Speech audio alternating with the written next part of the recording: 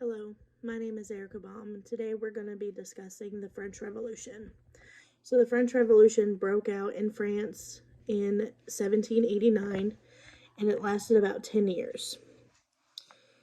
So, what happened is at first the people wanted to overthrow the King of France, and they built a democratic republic, which they categorized into three groups, and that is what we're going to be discussing today. And also, we're going to be discussing the major causes of the French Revolution. There are vocabulary words that go along with this, and we will have an assignment to do to see what we remember with the vocabulary words and with the readings that we're going to be discussing today. So the three categories that the people split their democracy into were considered estates. So the first estate, which are known as the clergy, were people who prayed. The second estate were the ones that fought for the country, so they were considered the nobility. And the third estate were the workers of the country. They were either the lowest peasant or vagabond to the wealthy, but they were non-noble merchants, so they did not fight for the country. At this time, the nobility and the clergy made up about 1% of the population, while the third estate accounted for the rest. The first two estates were the most privileged. By law, they were free from all taxes, including the heavy taxes that were that the land, heavy taxes for land. The peasants actually had to pay more taxes to cover the taxes for the nobility, or for the first two estates.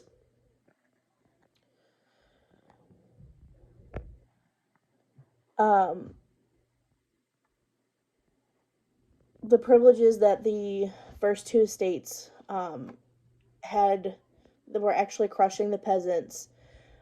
They made up, like I said, they made up about 80% of the population of France, which under they were like, the nobles were the landlords to them, so they would actually charge more taxes and rent to the peasants and the vagabonds in order to pay for their living expenses. This was considered seigneurialism.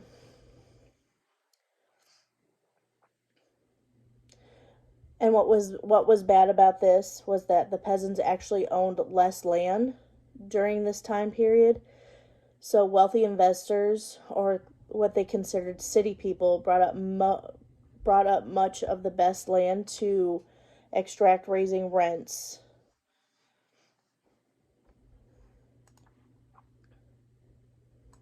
So now that we've covered that and what sort of and why the revolution really began, I want to go ahead and talk about the major causes of the revolution. So like I stated before, it was the inequality that was going that was being experienced, where the nobility and the clergy actually had more privileges than the peasants, and they were having to pay higher taxes just to make sure that the nobility and the clergy's land taxes were covered.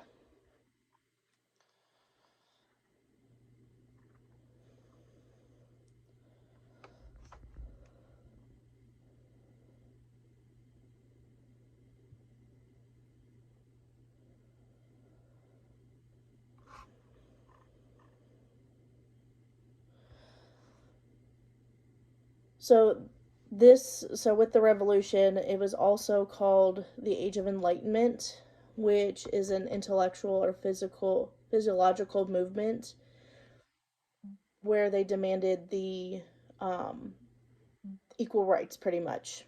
Philosophers like John Locke, Jean-Jacques Rousseau, and Baron de Montague questioned the traditional absolute authority of the monarch and the division of the societies like the estate system. So that was another reason why as well.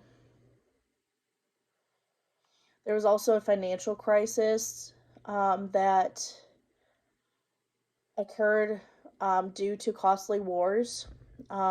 Inflation happened. Um, France participated in a series of expensive wars. They had a rival with Great Britain, who ruled over France from 1715 to 1774, and it was called the 7 Years' War. Um, there was a large debt because of this war, and due to that, that's where inflation came from, and normal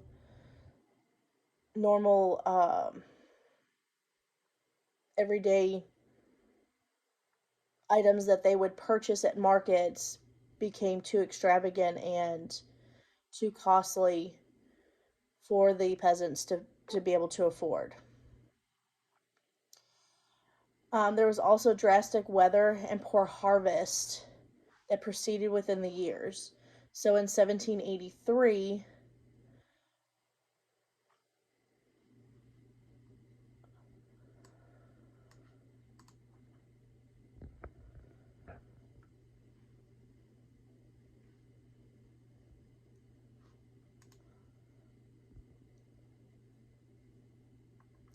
now I want to go ahead and I want to talk about the vocabulary. So there are four major vocabulary words that we will be discussing with this assignment.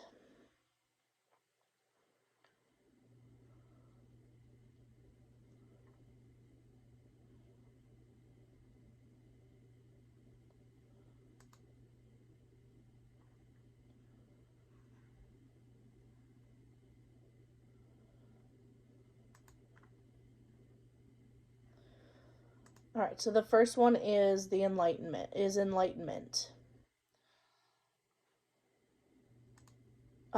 The fourth is coup d'etat.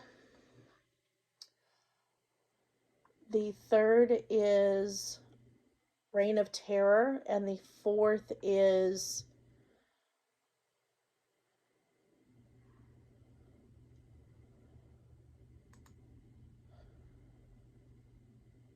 Bastille's.